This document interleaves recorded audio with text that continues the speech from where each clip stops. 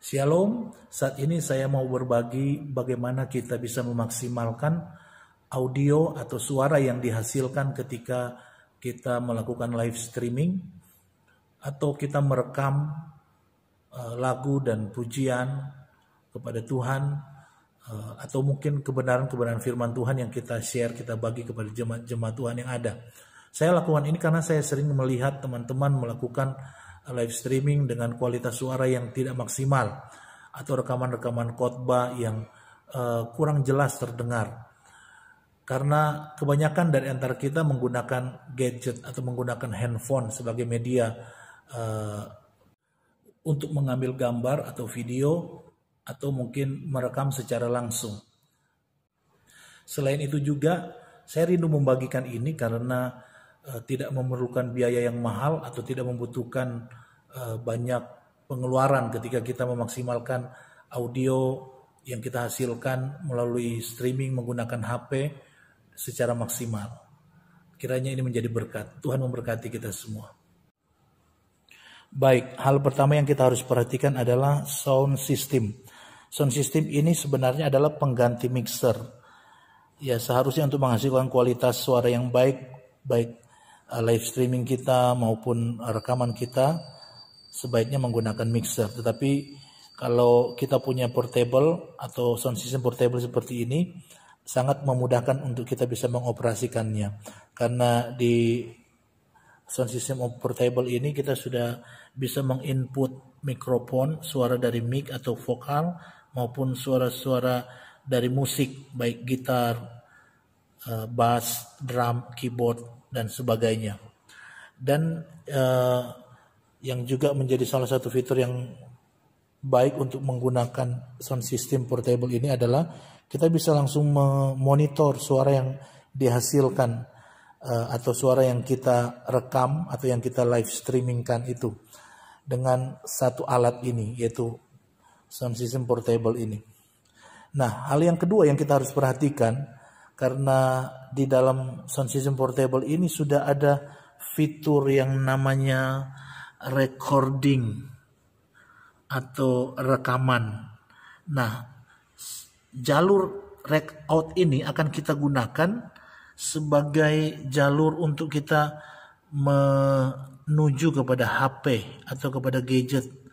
Jalur ini akan kita gunakan sebagai jalur satu-satunya untuk kita hubungkan sound system ini ke handphone kita. Kenapa saya katakan menjadi jalur satu-satunya? Karena saya sudah berapa kali mencoba baik main out, ini ada jalur main out, atau jalur output yang lain yang pernah saya coba. Ternyata hasilnya tidak memuaskan karena biasanya kalau kita pakai jalur main out atau output yang lain dari sound system ini hasilnya tidak maksimal.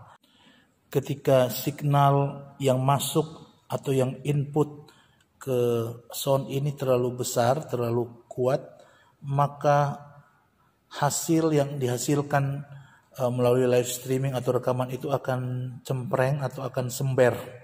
Saya tidak tahu bahasa yang baiknya seperti apa, tapi kurang lebih seperti itulah. Nah, tetapi ketika kita menggunakan jalur rec out ini atau jalur recording ini, mungkin mereka pembuat dari sound system ini sudah membuat perhitungan jumlah voltase yang akan dihasilkan ketika melalui jalur ini, sehingga hasil yang akan dihasilkan melalui rekaman atau melalui live streaming dari jalur rec out ini akan sangat bagus.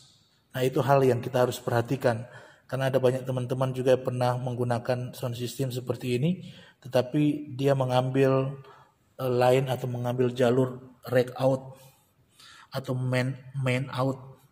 Nah, ini saya sarankan tidak digunakan karena akan tidak terkontrol suara yang akan diproses oleh handphone kita. Nah, selanjutnya selain rec out yang kita harus perhatikan, kita juga harus memperhatikan kabel. Nah, kabel ini adalah kabel RCA Kabel ini sebenarnya ada 3, tetapi saya potong satunya karena saya hanya membutuhkan jalur audionya saja. Nah, RCA yang 3 ini saya hanya menggunakan yang warna merah dan putih.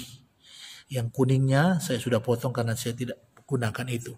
Nah, seharusnya ini sudah bisa langsung dihubungkan dengan handphone, dengan gadget kita. Karena hasil keluar dari rack out ini ketika kita langsung live streaming akan sudah sangat bagus. Karena hasilnya sesuai dengan apa yang ada di sound system ini. Tetapi saya mau memberikan satu tips lagi. Karena di gereja kami menggunakan 2 gadget atau 2 device. Yang device pertama kami gunakan untuk live streaming Facebook, dan device yang kedua kami gunakan untuk live streaming Instagram.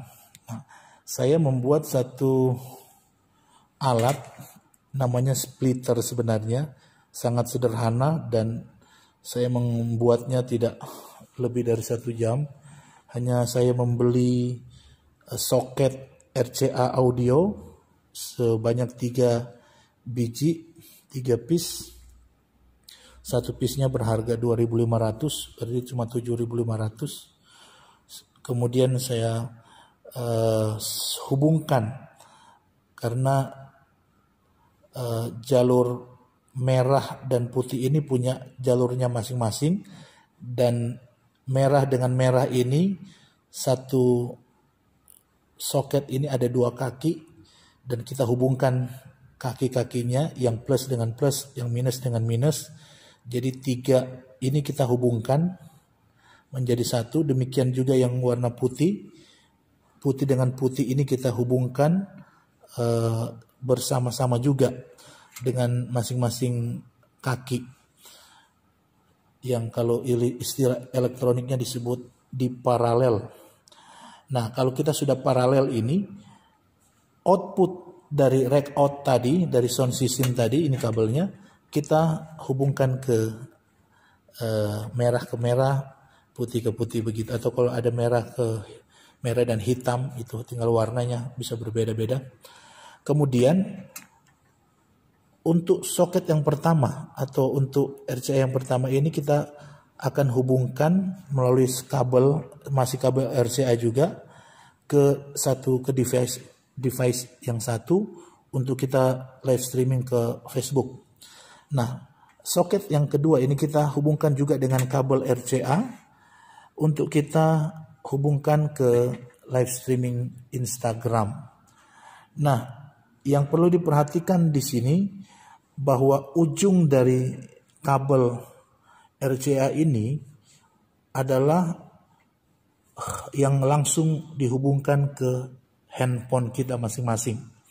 Nah, saya memberikan tips untuk supaya kita tidak salah dalam hal menghubungkan ke handphone adalah kita cari jack 3,5 mm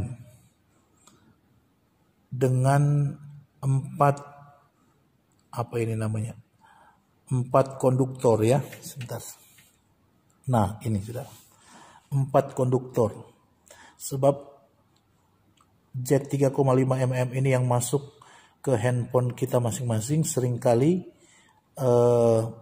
untuk audionya saja kita bisa gunakan 2 konduktor atau istilahnya mono, cuman 1 ring saja yang memisahkan antara minus dan plus. Ada juga yang 2 ring. 2 ring itu berarti ada 3 konduktor.